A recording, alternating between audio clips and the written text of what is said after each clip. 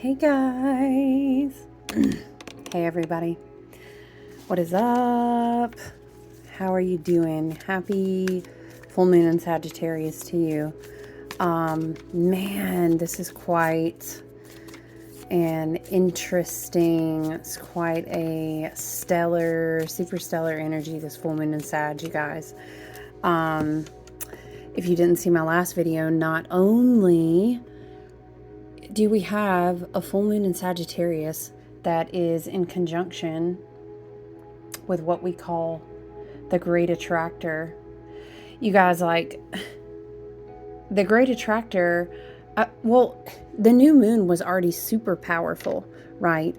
Because we had our lunar cycle open up with a new moon in Taurus that had a powerful conjunction with the Pleiades.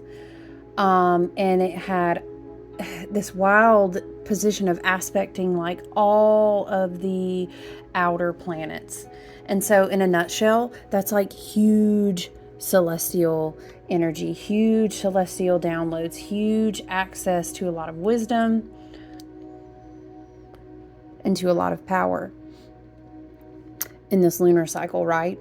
We also had our Aldebaran Silvergate portal, which happened from like May 28th to the 31st, and another powerful star body, a fixed star, very fascinating one. I won't take up too much time in this video going on about it, but it's fascinating if you're interested in, celestial, galactic bodies, outside of our normal big hitters and our planets. It's very interesting to educate yourself about the other stars, fixed stars, and things of this nature, right? So Aldebaran and the Silvergate portal is very fascinating to Google, especially if you're curious about connections with past life and different experiences that your soul has had. I do warn you that you need to be well grounded when you approach downloading, receiving, meditating, journeying with information like that. But just another one to note in this powerful moon cycle. And then, of course, we come up on this full moon in Sagittarius this weekend. Today is Sunday, but the full moon, in my time anyway, would have peaked around between 11 and 12 last night. So we're definitely still full on in the 24-hour window of that peak heightened full moon energy, right? So it's even, again, more so amplified to think about the full moon being conjunct the Great Attractor. The Great Attractor is another one you just kind of have to go out and educate yourself on your own knowledge about, this huge, point in space that we're literally constantly being pulled towards. It's way too much. We'd have to do a mini astronomy lesson to talk about the Great Attractor. But the whole point is that we have all of this galactic power coming through and even peaking at this full moon in Sagittarius. So there's just so much spiritual truth available when you yourself, along with your higher self and your team and the archetypes and ancestors that you resonate with, when you are ready to have certain truths, certain wisdom, certain occulted knowledge revealed to you through your higher self. It's a massive galactic, massive higher wisdom, again, massive, higher powerful, higher vibratory energy that's available right now. So it's a huge moon cycle, especially peaking at a full moon in Sagittarius like this with this conjunction. You already, I was like, how do I get farther into this video without telling them they need to go meditate? So that's it. It's a wrap, you guys. Enjoy your full moon. Go on and meditate, and that's the end of the message. No. I mean, in a nutshell, it could be, honestly, because you are your own best teacher, your intuition, your higher self, multiple various versions, your highest monadic self, your team and spirit and higher light body resonance frequencies and dimensions. When you tap into them, you're going to receive everything you need to receive. You won't need me. You won't need anyone but yourself as a teacher and a leader and a guide. But I digress. It's let me again expound upon how much powerful energy is in this full moon, because we also have this grand trine, this grand fire trine going on. And then the Sagittarius energy, of course, which is all about truth and shooting down, as the archer loves to do, anything that stands in the way, anything that blocks our highest evolution into understanding truth that as it needs to be received to each of us, you know. It's definitely, you know, I'm just looking at the chart. It's definitely this whole energy of like testing perspectives. We kind of have this interesting T-square going on. We have a sun and a moon opposition, which involves Saturn and Pisces. And then we've got this T-square, the sun and the moon opposition, right? So it's really interesting because Saturn, you know, loves to be the big daddy, the boss energy, the life coach, the teacher, the father figure who comes in and says, hey, reality check. And it's kind of testing your perspective, you know? Okay, what really is your version of truth? What really are you sacrificing? How much are you wanting to embody of that? Are you making it sustainable? Are you walking it out in life? You know, it's like that coaching energy, especially with the sun-moon opposition. What is in the shadow? What is in the light? You know, what are you avoiding looking at? And what is your higher mind trying to bring in and speak and intuit or download to you that you are maybe kind of turning a blind eye to? So I think that the T-square that we have going on with this full moon in Sagittarius, especially again with the conjunction of this great attractor, is like a big funnel, tapping our third eye, our pineal, our I want to say, you know, psychic. You would say the clairs, right? Your different clairaudient, clairvoyant, clairsentience, all of these, right? These abilities are wanting to function higher. But sometimes this very interesting quote comes to mind, in that we are afraid of our higher versions of ourselves. We almost scare ourselves a little bit in what we could become, and so it's easier to play small. You know, maybe I understand a lot of my intuitive abilities, my vision abilities, my creative abilities, my healing abilities, but I draw back from them a little bit because I've placed a lot of my identity, my stories, who I tell myself I am, I play small. Because when I play big, when I evolve, when I take responsibility of healing, when I really take ownership over the visions, that spirit, that my higher mind, that my higher self, and all these, you know, these teams, these light body guides, all of these different energies that we intuit.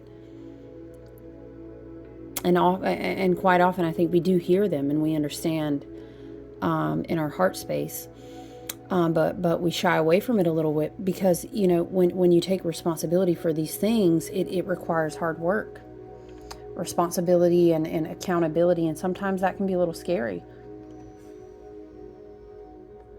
So, you know, hold on, I'm scrolling and trying to kind of zoom in. The positive, the beautiful energy, a lot of times I explain to people when we're looking at natal charts, or like we're doing one-on-one work, right? When I see fire signs, I see them so differently. I'm a very visual person when it comes to some of my channeling, and when I see Sagittarian energy, it's very much, you know, it's not like the regal golden fire of maybe like a Leo energy, or this crazy, you know, fire spreading very rapidly through a bush and breaking out in the forest, or opening and clearing everything up for what's coming new, like Aries. Sagittarius to me is much more like a river, like a opalesque, like an iridescent, almost like a rainbow fire. It's mutable, it flows, it is very much more pure. And, you know, this type of fire, this type of energy, on the lighter side, again, there's so much access to higher wisdom right now. The Palladian element in the lunar cycle, the fixed star energy in this lunar cycle, the great attractor in this lunar cycle. It's how far do you want to go to discover your own truth and the purity of that? And then also thinking, and I'll go back to again a little bit, that we've I'm sorry, I'm leaning like way up on the camera. I just noticed it's totally shaking. Oh, the candle went out. Sometimes it's that whole shrinking back from embodying something that you see so clearly. And although we have shifted into Gemini season, I was talking about this a little bit in the previous video, we still have so much Taurus energy influencing us. And it is definitely, are you going to embody this purity of truth, this purity of messages, this purity of higher mind, this purity of spirit, sorry. Did I say spearmint? Are you going to embody that? You know, how are you going to bring that down into this more tangible dimension? And again, my mind always goes back to, with all this Taurus influence still, with planet bodies in Taurus right now, is a tree, you know, bringing down the light from its leaves into its roots and spreading it through the whole body to be really, truly healthy. You know, because a plant that is rotting or that is not healthy in the roots ultimately is not going to be successful. It's not going to produce fruit. It doesn't matter how much you blast it with solar energy and light, right? It has to be, you have to bring it all the way down through the body and into the roots, you know? What else is notable in this chart, you guys? You know, at the same time as that I talk about a lot of this high vibratory energy and this galactic, this, if you resonate as being a starseeder, you've connected maybe in meditation, journey work, or healing, or whatever, attunements, right, and alignments, you understand, you know, I have galactic guides, I have this star family, these presence, you know, I understand Atlantean, Lemurian, whatever the case may be. We could really have whole other side conversations about those things, right? At the same time, we have these interesting placements too going on around this full moon. For example, it's wonderful that Jupiter, our great benefactor in the sky, you know, blessings, wisdom, abundance, growth, expansion, is in Taurus. But Jupiter also rules Pisces, and Saturn's in Pisces right now, right? And so sometimes Jupiter wants to expand things that need to be removed so we can see them. And we don't kind of think about that other side of the coin. Sometimes things need to be removed that limit our self-expression. Jupiter is like, listen, I really want to expand these Taurian planted seeds, okay, but some of these things got to go because they're going to choke out the growth. And so where some people may be having a busting open, a cracking open feeling under all of this beautiful energy in this lunar cycle, we may also have feelings of like grief. And a full moon is not only celebration and reflection and happiness at what we've achieved. We sometimes grieve because some things in these cycles that have come to pass we've lost. And we understand we thought it was for our best, but really it was not. And it's hard to let those things go. And whether we find ourselves rejoicing or grieving, right? We are still growing and we are still creating space for new things to expand in the place of things that maybe felt like loss, Sometimes our ancestors, our guides, our higher self and our team, we have these contracts, we have these agreements, and we have all of these things, and maybe something is moved away from us, or we feel like we have that tower moment, right? And we're like, well, what the fuck? I didn't think that was going to go. I totally didn't see it playing out like this. But then we understand I'm expanding into a higher truth, which means I'm expanding into more growth, which means I'm taking more responsibility. And so sometimes, again, a full moon may feel like grief. It may feel like mourning somewhat. And it's two sides of that. We live in this experience of light, which means duality. It is light and shadow at the same time, right? So that's just part of the process.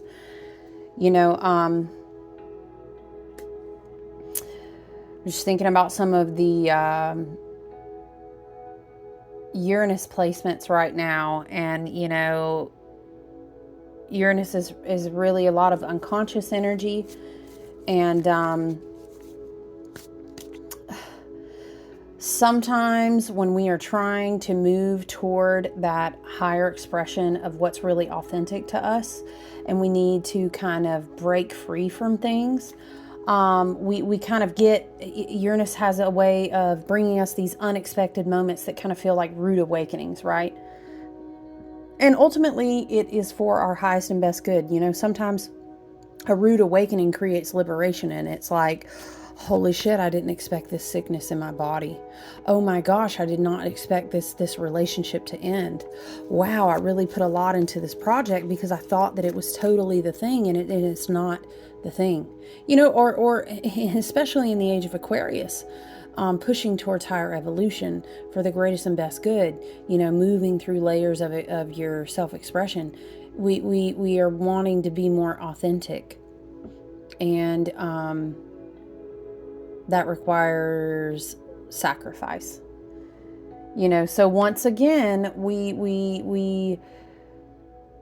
know that we're breaking free from things, but again, Uranus energy can kind of have a way of coming around and what would you say, like sucker punching you, and I didn't see it coming, but Uranus has a way of saying, well, listen, I knew ancestors, guides, higher self, and contracts, etc., right? I knew that I had to come around and hit you with that sucker punch because you were just gonna not look at it. You were gonna refuse to see this thing any other way unless we laid it out for you like this.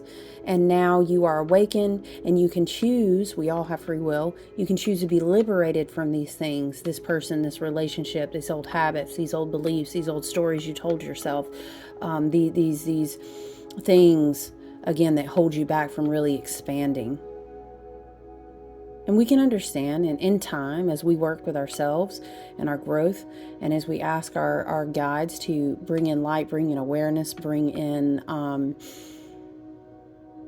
accountability that comes along with growth, to show us these things and understand where is the liberation behind what I'm breaking free from.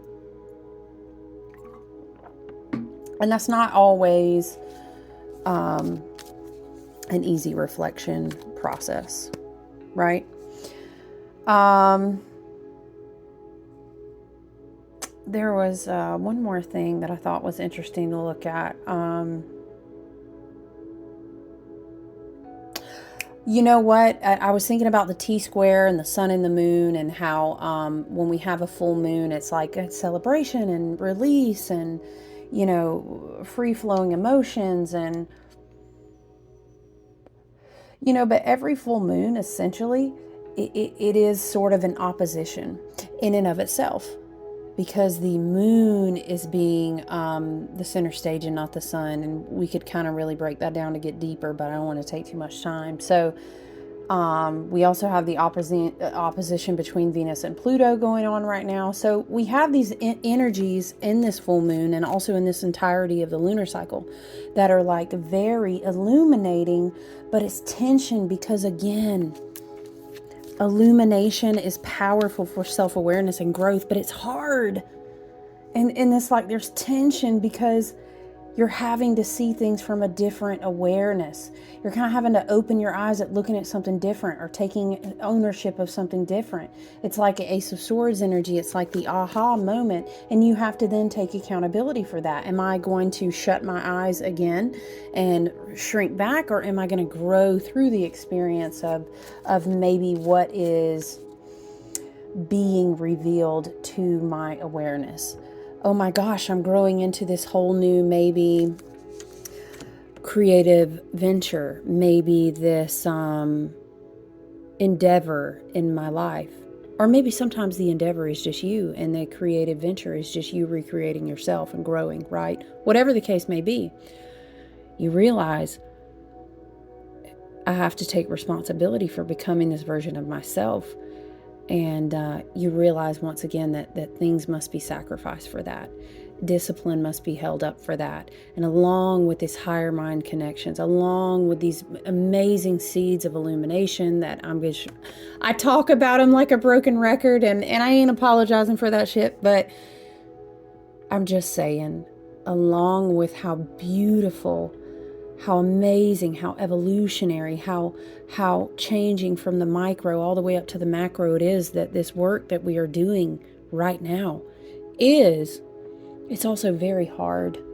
There's also a lot of tension when any human being is growing into their divinity, into their sovereignty, and they have to take responsibility for that. So I kind of just wanted to highlight some of those points because I think sometimes, especially with beautiful, just amazing energy in the astrology, it is kind of almost, I'm not going to say I know that I'm not a toxically positive person. I do like to choose what I focus on and what I am spelling or paying in attention to, the words that I speak. However, it doesn't mean I'm not aware of a lot of broad spectrum of things. But I just wanted to take time to also articulate that there is a whole chart going on around the full moon, and it's not just, wow, the great attractor is in conjunction with Sagittarius. Whoa, that's like a huge funnel coming down from the universe into our crown, into our light bodies, just showering us. Okay, but also that is not fucking easy to hold sometimes. It's really not. And we're doing amazing to show up for it, And it's also a good reminder too that these cycles, these energetic waves, these frequencies that we are being offered to evolve through, they look and they feel so different for everyone. We all tune into different frequencies as they're available to us at different walks and paths on our journey. So yes, it's amazing. It's astounding that Sagittarius full moon is in conjunction with a great attractor. It really is. But it's also notable to understand, Jupiter doesn't only rule Sagittarius, which is amazing for this energy. It also co-rules Pisces, Mercury Uranus conjunction is unpredictable, The full moon is very illuminating, yes, but at the same time, it is an opposition that's really tense sometimes. So we can all love each other. We can all practice unconditional love and understanding. We can all practice compassion. We can all practice empathy and understand that we are all on different parts of this unfoldment of this self-awareness, of this awakening journey. So, man, I cannot really even articulate. I mean, there's so many other parts that we could elaborate really in this chart, in this lunar cycle. Like I said, we're not quite upon the Venus-Pluto opposition. I think that is exacting tomorrow, but it's in a very tense aspect again with the sun and the moon, which are in a T-square, and we just got past May 20th. We just got past Mars and Pluto being in opposition. So There's definitely power struggle energy playing out. There's definitely people kind of dealing with, how do I meet these new needs? You know, there's this tension, and we are all growing and evolving and looking at truth is wonderful, truth is beautiful, it's illuminating. Yes, it is light ultimately, yes, but sometimes truth would be like that cold, hard truth, and you got to sit down with it, and you got to swallow it, and you have to chew on it. And we are all in different paths of dealing with the shadow, which comes as the duality of the light. Do you know what I mean? So, I am really just in awe of some of the energy that we've seen. I mean, it's this year has just been like, wow, this is such a rare blah blah blah, and then this is such a rare blah. I mean, there's so many rarities. There's so many wild amplifications of frequency and solar energy. It's just it's amazing, and I'm down for it all, you know. But I will always acknowledge that it's not always it's not an easy path to walk. And growing in self-awareness and glowing. I said, growing in illumination of your own truth, taking responsibility for becoming a more authentic version of yourself than you were yesterday, or last month, or last year, last decade. So I'm glad that you show up and that you keep moving forward. But oh my goodness, man, there's just seriously so many notes. And I know she's like, you say that every lunar cycle, and do and will continue with zero apologies. There's so much we can expound upon in this new moon, this full moon, in this eclipse. Yep, that's me. I'm gonna always be saying that. So I think, you know, with all this higher mind and this vision and this revelation of personal truths, a lot of inspiration, a lot of spiritual energy that is very, again, Taurian influence, is very tangible, is coming down for us to embody.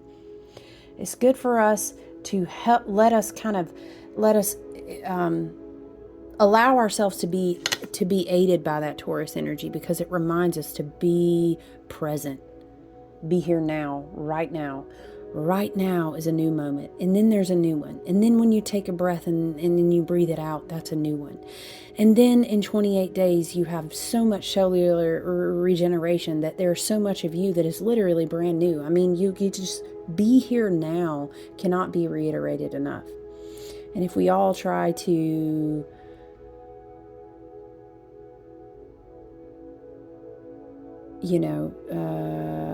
Spirit is saying, like, namaste, you know, I see you, you see me, I see me in you, you see yourself in me. And so I can give you some compassion and some empathy and some understanding and some gracefulness, you know. I think that'll take us a long way, but it is definitely going to be super important for the remainder of this moon cycle to inhabit and be very present in your body. As it is being upgraded, you know, from your light body to your psychic and auric bodies, down into your meridians, your chakras, your emotional bodies, you know, into your physical body. But your body is actually a very intelligent vehicle, you know, so to speak. So stay super focused. You know, I'm already going to tell you, go meditate. Go outside, bare feet on the ground in the soil, sit down if you can, cross-legged with your tailbone to the earth in some shape or form. I don't even care if it's on a patio. Stick your hand over there on your potted plant. Do what you got to do, you know what I mean? Get some sun on your face. This will serve you very well right now. I want to read this Adyashanti quote that one of my astrology teachers referenced, and I thought it was really beautiful. Enlightenment is a destructive process. It has nothing to do with becoming better or being happier. Enlightenment is the crumbling away of untruth. It's seeing through the facade of pretense. It's the complete eradication of everything we imagine to be true. So listen, that is not an easy cup to drink from. not at all.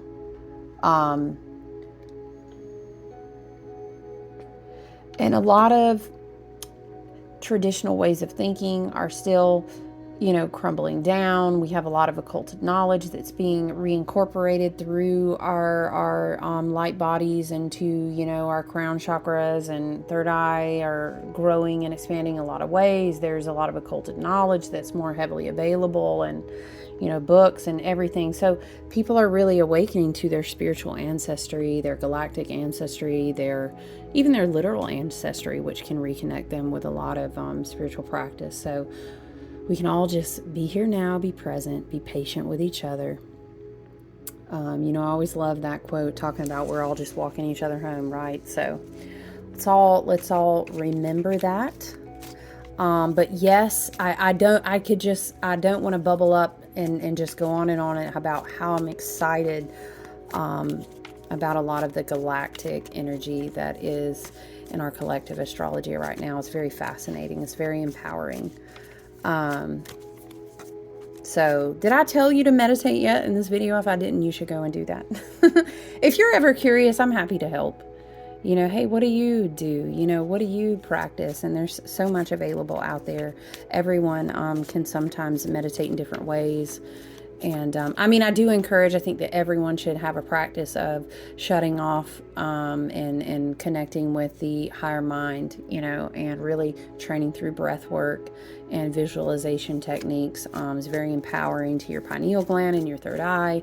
And all of these are very empowering and healing to your entire body and your nervous system, your chakra system, your energy centers. So I think that everyone should practice that as much as possible. But there's also lots of different ways that people do different meditations too.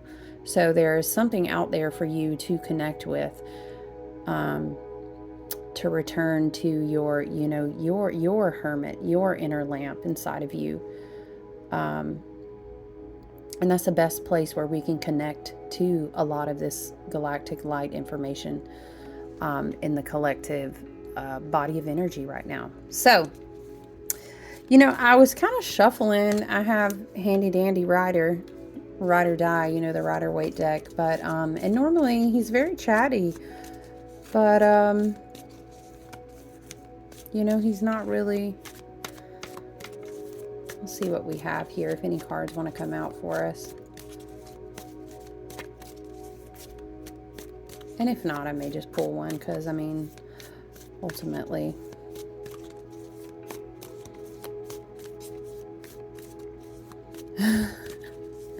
He said, I'm going to be stubborn now. What do we have? So we have the Four of Swords. You know what? I actually like that it is the Four of Swords. I like the Four of Swords because it's about deep rest. It's also about loving yourself enough to recover. It's about transmuting a lot of shadow work. It's about calling your energy back to yourself, rededicating, energy back to your own healing. It's about tending to your own wounds. It's about not being afraid to just rest and let go a little bit, or even just slow down a little bit, whatever that looks like to you.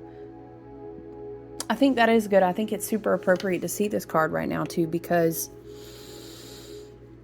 sometimes energetic periods like this can be really hard to integrate, and they can be mentally overwhelming, especially being that we are in the first air sign on the zodiac wheel here in Gemini. So there's a lot of mental activity going on, especially, our crown chakras is just being lit up by a lot of this solar activity, by a lot of this galactic activity.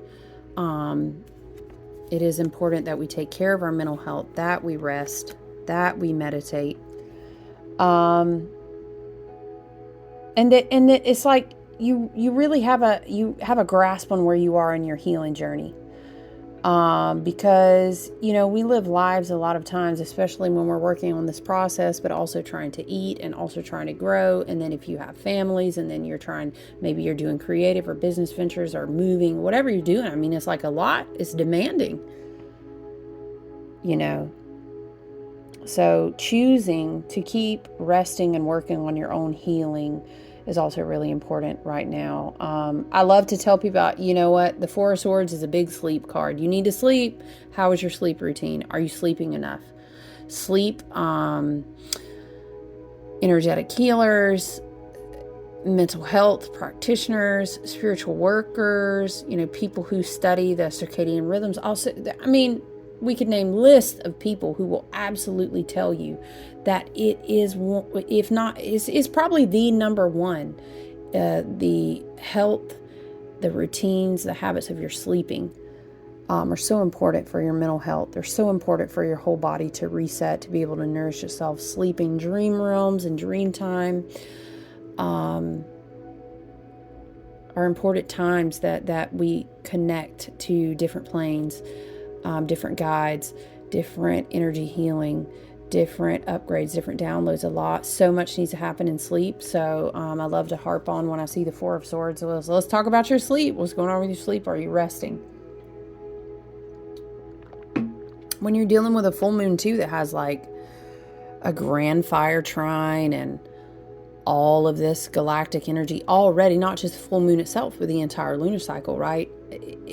And in Gemini season is a lot.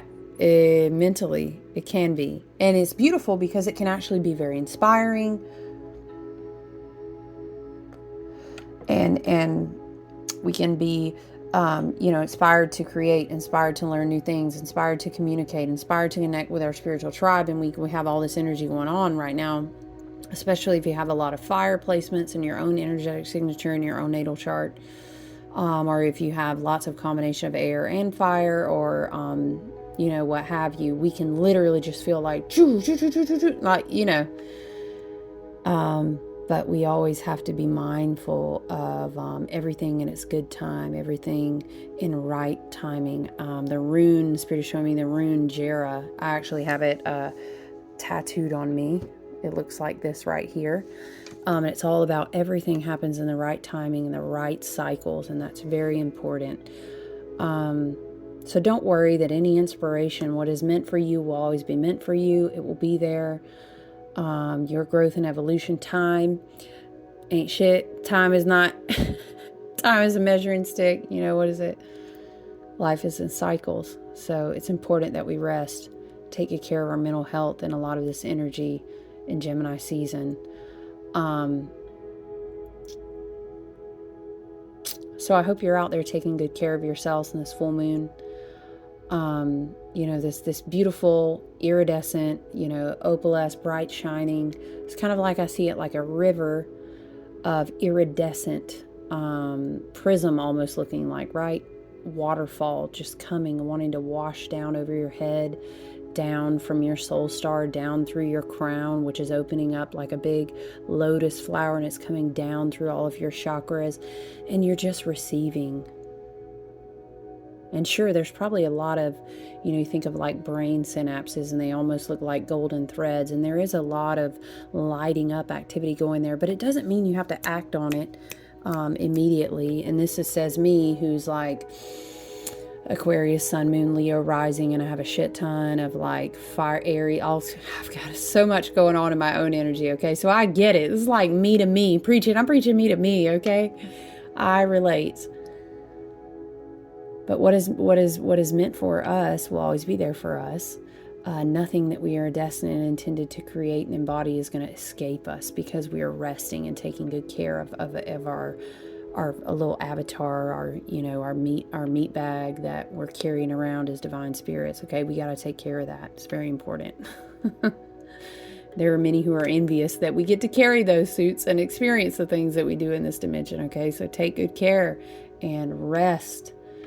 And allow yourself moments to slow down and really drink this in on a cellular level, on a level all the way down to your DNA, of healing, of rejuvenation, of remembering, of realignment. And that is again, it's just like this waterfall of truth, this waterfall of remembering, this waterfall of washing away anything that would stand and continue to try to stubbornly hang on as a blockage, right? I love that someone pointed out one time, and I never forgot it, that in most depictions of the Four of Swords, you'll look up here and see the whole time the individual is resting, they're being watched over as they rest. And so see, we're not missing out on anything. It's like trying to get a little kid or a toddler to nap. You know, oh my gosh, you are not going to miss anything because you need to go take a nap. You need to go lay down and rest. Everything will be here when you wake up. It's going to be okay. So it seems like Spirit really wants us to understand that we need, and you know, sometimes a lot of these light body activations, a lot of these downloads, this transmuting process, this energetic, this etheric surgery, these things that happen on different levels, that just because we can't see them with our two eyes and not our third eye doesn't mean it's not going on. A lot of that happens in meditation. A lot of that happens in sleep, in deep rest. So I would encourage you to take note of that. But I think we're going to leave it there tonight. I hope you guys enjoy the rest of your Sunday. Really take advantage of receiving this delicious energy from the Sagittarius full moon. And I look forward to talking to you guys soon.